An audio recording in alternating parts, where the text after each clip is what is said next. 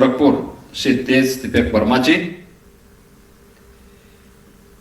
ED and CEO AIIMS Gorakhpur major general doctor Vibha Dutta ji, माननीय जनप्रतिनिधिगण, AIIMS Gorakhpur के सभी फैकल्टी मेंबर्स, सभी आयुगण और एम्स गोरखपुर से जुड़े हुए सभी उपाधि प्राप्त करने वाले हमारे युवा साथियों, बहनों और भाइयों, मैं सबसे पहले आदरणीय राष्ट्रपति जी का, महायोगी भगवान गोरक्षनाथ की इस पावन धरा पर प्रथम आगमन पर उत्तर प्रदेश सरकार की ओर से और गोरखपुर वासियों की ओर से हृदय से मैं स्वागत करता हूं, अभिनंदन करता हूं।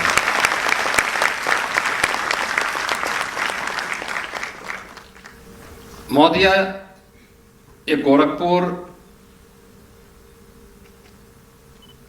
भारत की सनातन परंपरा के आदिकाल से चले आ रहे एक महत्वपूर्ण आध्यात्मिक केंद्र के रूप में अति प्राचीन काल से विख्यात रहा है।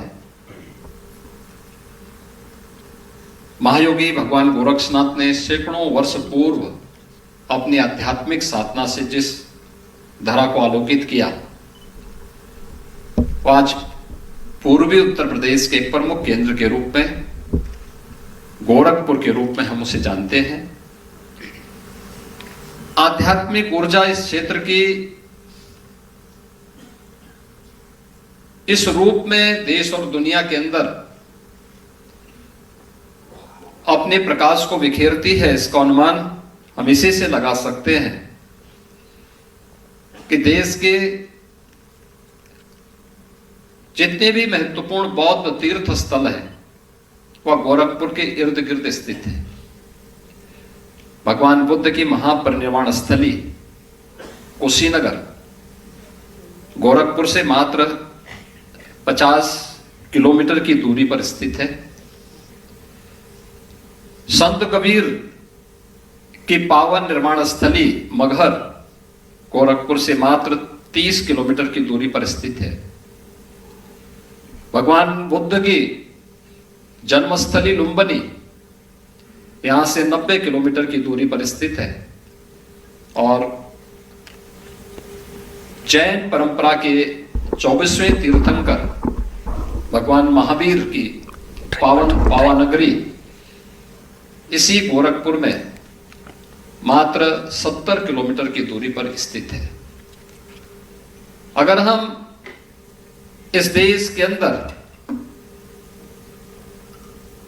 भारत की सनातन परंपरा के एक महत्वपूर्ण केंद्र अयोध्या श्री राम जन्मभूमि की बात करें तो मात्र 2 घंटे की दूरी पर यहां से अयोध्या और 2.5 घंटे की दूरी पर वाराणसी बाबा विश्वनाथ की पावन धरा इस गोरखपुर में स्थित है।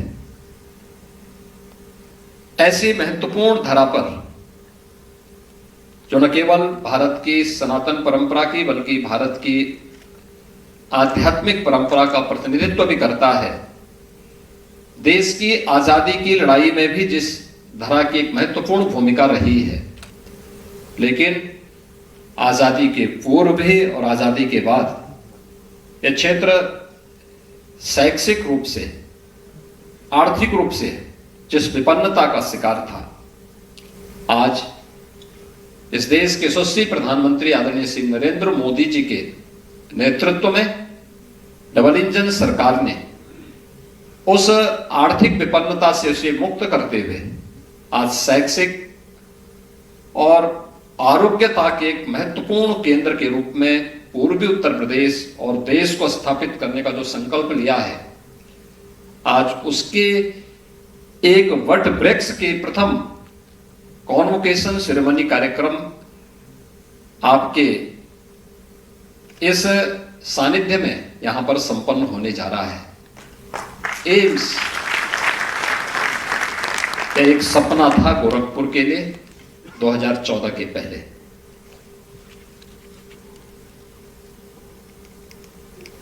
यहां पर एम्स का जब एक प्रथम बैच यहां से निकल रहा है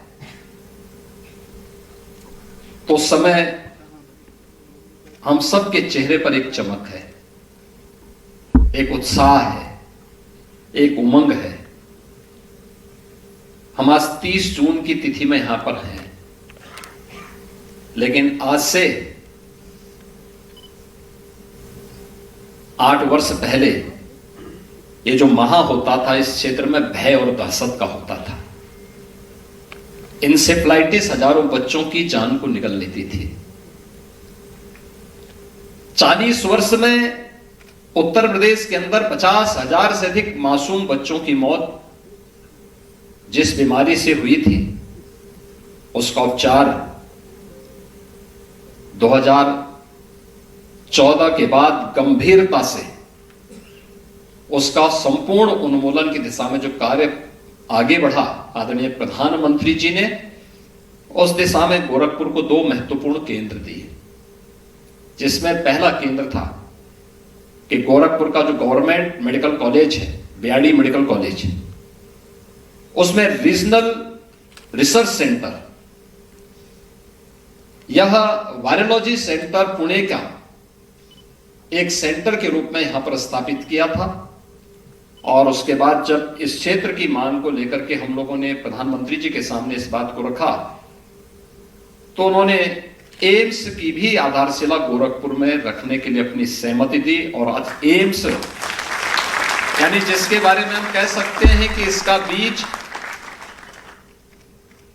इसके बारे में एक कोई सिद्धांत गढ़े और फिर उसका व्यवहारिक स्वरूप कैसे जमीनी धरातल पर उतारना है, तो उसको बीज से लेकर वट वृक्ष बनने की इस पूरी कथा में मैं एकमात्र ऐसा व्यक्ति हूं जो मंच पर बैठा हूं इस समारोह में और इस पूरी प्रक्रिया का हिस्सा रहा हूं। मैंने इस पूरी प्रक्रिया को अपनी नजदीक से देखा है, सड़क से संसद तक की लड़ाई को लड़ा है। और आदरणीय प्रधानमंत्री जी के द्वारा जब जुलाई 2016 में इसकी आधारशिला रखी थी, आधारशिला तो हमने रखी थी लेकिन हमारे पास लैंड नहीं थी। लेकिन सुखद संजोग ऐसा था, ईश्वर की कृपा ऐसी थी कि मार्च 17 में मैं ही चीफ मिनिस्टर बना और मैंने सबसे पहले इस लैंड को एम्स गोरखपुर के नाम पे करने का काम किया। ये लैंड मैंने एम्स गोरखपुर के नाम पे ट्रांसफर किया, उसकी रजिस्ट्री करवाई और फिर एम्स का काम प्रारंभ हुआ। फिर 2021 में यहां पर प्रधानमंत्री जी के कर कमलों से एम्स का लोकार्पण का भी भव्य कार्यक्रम करवाया। पहला बैच 2019 में यहां आया था और इस बैच के साथ इंटरेक्शन करने के लिए मैं स्वयं यहां आया था, क्योंकि मेरे लिए वो एक अवसर था। क्योंकि जब मैं गोरखपुर की एम्स की बात करता हूं तो केवल पूर्वी उत्तर प्रदेश नहीं है, पश्चिम उत्तर बिहार और नेपाल के भी एक बड़े भूभाग को स्वास्थ्य की सेवाएं उपलब्ध करवाता है। पटना और लखनऊ के बीच में बीएचयू को छोड़ दें तो एम्स के अलावा कोई भी इस प्रकार का टर्सरी हेल्थ केयर का कोई सेंटर नहीं है। 5 करोड़ की आबादी प्रत्यक्ष रूप से और 7 करोड़ की आबादी अप्रत्यक्ष रूप से एम्स गोरखपुर पर अपने स्वास्थ्य सेवाओं के लिए निर्भर कर रही है। और इसलिए एम्स यहां के सपनों का साकार होना भी उस रूप में आज देखने को मिल रहा है। जब हम लोग 2016 से इस यात्रा को आगे बढ़ाए, पहला बैच 19 में आया और मुझे प्रसन्नता है कि गत वर्ष यहां पे सुपर स्पेशलिटी की डीएम की भी पढ़ाई प्रारंभ हो चुकी है। आज न केवल यूजी और पीजी और सुपर स्पेशलिटी के लिए बल्कि नर्सिंग की भी यहां पर पढ़ाई का कार्यक्रम बड़ी मजबूती के साथ आगे बढ़ रहा है। और ये उस सपने का साकार होना है जो पूर्वी उत्तर प्रदेश के लिए अत्यंत महत्वपूर्ण था। और आपके लिए सुखद क्षण इसलिए भी कि जब एम्स जिस उद्देश्य से गठित हुआ था उसमें इंसेफ्लाइटिस की महामारी को वहां पर उपचार की सुविधा मिले, लेकिन जब आप यहां से अपनी डिग्री लेकर के जा रहे हैं तब आपके सामने सुखद अनुभूति है कि इंसेफ्लाइटिस का हम पूरी तरह उन्मूलन कर चुके हैं। आज इंसेफ्लाइटिस आपके लिए एक केस स्टडी होनी चाहिए। यहां पे आपके बहुत सारे फैकल्टी हैं। आपकी डीन एकेडमिक प्रोफेसर महिमा मित्तल बीआरडी मेडिकल कॉलेज की उस टीम का हिस्सा थी जो इंसेफ्लाइटिस उन्मूलन के और उपचार के उस केंद्र के साथ जूझती थी, और उनके पास एक अनुभव का लंबा एक एक्सपीरियंस उन लोगों के पास है, जिन लोगों ने इस बीमारी से एक बेड में 4-4 पेशेंट होते थे, संसाधन नहीं होते थे। अनुमान करिए, जुलाई और अगस्त का महीना हो, तीसरे मंजिल पे वार्ड हो, वार्ड में कोई पंखा ना चल रहा हो, और एक बेड पे 4-4 पेशेंट हो, और एक पेशेंट के साथ 7-7, 8-8 अटेंडेंट हो। कैसे हालत रही होगी इस वार्ड की, क्या स्थिति रही होगी। लेकिन आज तो बीआरडी मेडिकल कॉलेज हो या एम्स, इस संसाधनों की कमी नहीं है। आज तो जितना आप मांगते हैं उससे ज्यादा सरकार आपको देने को तैयार है, उससे अच्छा करने को तैयार है। और आज प्रधानमंत्री जी का ये विजन है कि विकसित भारत की संकल्पना को पूरा करना है, तो हमें समर्थ भारत बनाना होगा। समर्थ भारत के लिए स्वस्थ भारत बनाना होगा, और स्वस्थ भारत के लिए हमें अपनी हेल्थ केयर को, वो प्राथमिक स्तर की हो या फिर सुपर स्पेशलिटी की सुविधा का हो, उसको एक बेहतरीन केंद्र के रूप में उपलब्ध कराना होगा। और मैं तो ये भी कहता हूं, थोड़ा सा आप ध्यान दे देंगे तो अब याद करिए, आज से 8 वर्ष पहले पूर्वी उत्तर प्रदेश में एकमात्र government medical college BRD medical college था। आज इस क्षेत्र में हर जनपद में हमारे पास एक मेडिकल कॉलेज है। कुशीनगर में मेडिकल कॉलेज, देवरिया में मेडिकल कॉलेज, महाराजगंज में मेडिकल कॉलेज, सिद्धार्थनगर में मेडिकल कॉलेज, बस्ती में मेडिकल कॉलेज, आजमगढ़ में मेडिकल कॉलेज, बलरामपुर में मेडिकल कॉलेज होने जा रहा है, गोंडा में मेडिकल कॉलेज प्रारंभ हो चुका है, बहराइच में प्रारंभ हो चुका है, अयोध्या में प्रारंभ हो चुका है, अंबेडकर नगर में प्रारंभ हो चुका है, सुल्तानपुर, प्रतापगढ़, गाजीपुर, जौनपुर, चंदौली, यानी इन सभी जनपदों में मेडिकल कॉलेज हमारे प्रारंभ हो चुके हैं। बलिया में हम नया मेडिकल कॉलेज बनाने जा रहे हैं। यानी मेडिकल कॉलेज की एक बाढ़ सी आ गई है। लेकिन हमारे सामने चुनौतियां भी कम नहीं है। उन चुनौतियों से अपने आप को तैयार करना। और मैं जरूर चाहूंगा, जो यहां पे आज एमबीबीएस के छात्र अपनी उपाधि प्राप्त किए हैं, आदरणीय राष्ट्रपति जी से, आपके लिए और आपके अभिभावक के लिए गौरवपूर्ण क्षण है। लेकिन आपके इसलिए एक केस स्टडी के लिए इंसेफ्लाइटिस का उन्मूलन कैसे हुआ है, इसके बारे में आप जानेंगे तो याद रखना, जीवन में आपको भी पीजी करना होगा। उसके बाद आप में से बहुत सारे लड़के सुपर स्पेशलिटी के उसमें भी आगे बढ़ेंगे, एमसीएच और डीएम की डिग्री लेंगे, अपने अपने फील्ड में बहुत कुछ अच्छा करेंगे। आज का ये समय रिसर्च एंड डेवलपमेंट का है।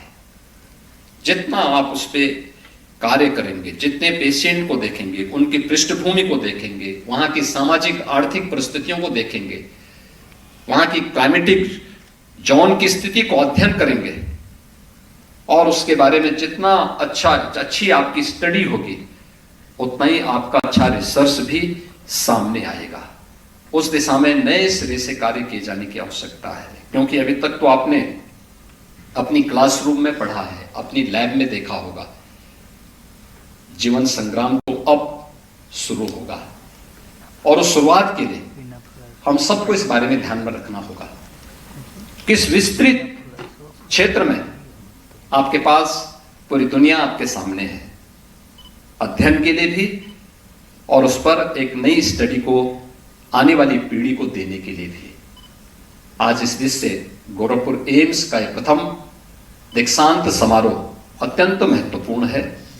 मैं आज के इस अवसर पर देश की माननीय राष्ट्रपति जी का आगमन गोरखपुर में हुआ है, माननीय राज्यपाल महोदय का गोरखपुर आगमन हुआ है, केंद्रीय राज्य मंत्री श्रीमती अनुप्रिया पटेल जी यहां पर आई हैं और आपके इस कॉन्वोकेशन कार्यक्रम में यहां के सांसद जी भी हैं।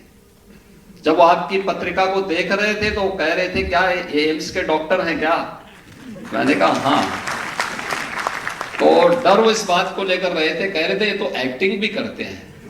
मैंने कहा इनकी एक्टिंग को देखेंगे तो आप एक्टिंग छोड़ देंगे।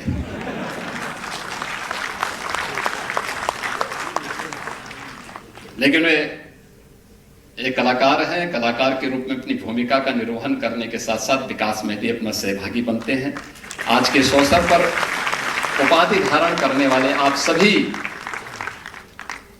यूजी के, एमएससी के और अन्य उन सभी छात्रों को, छात्राओं को मैं हृदय से बधाई देता हूं, आपके अभिभावकों का अभिनंदन करता हूं, आदरणीय राष्ट्रपति जी का हृदय से आभार व्यक्त करते हुए आप सबके प्रति मैं अपनी शुभकामनाएं देते हुए वाणी को विराम देता हूं। धन्यवाद। जय Hind.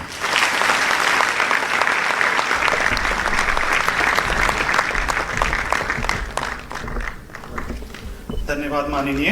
The honourable governor of Uttar Pradesh Shrimati Anandiben Patel. समारोह में सीएम योगी, वो तस्वीर हम आपको दिखा रहे हैं, गोरखपुर एम्स का पहला दीक्षांत समारोह जिसमें मुख्यमंत्री योगी आदित्यनाथ पहुंचे हैं। राष्ट्रपति द्रौपदी मुर्मू मुख्य अतिथि के तौर पर शामिल हुई हैं।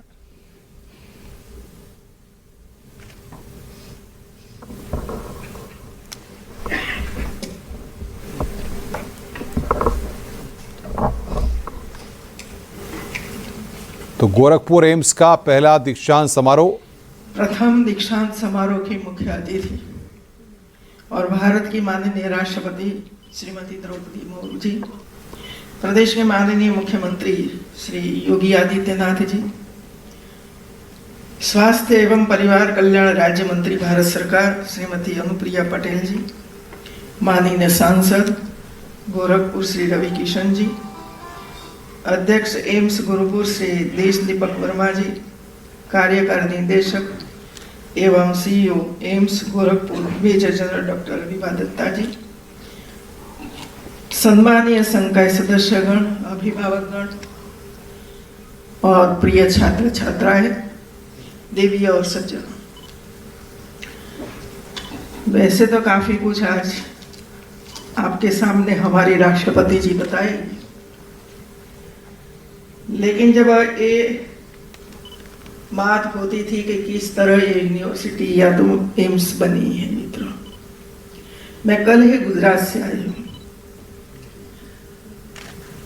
गुजरात में 2016 में राष्ट्रीय रक्षा यूनिवर्सिटी की स्थापना करने का निर्णय लिया था आदरणीय मुख्यमंत्री नरेंद्र भाई मोदी जी ने। वहां आपकी तरह कई स्टूडेंट्स बैठे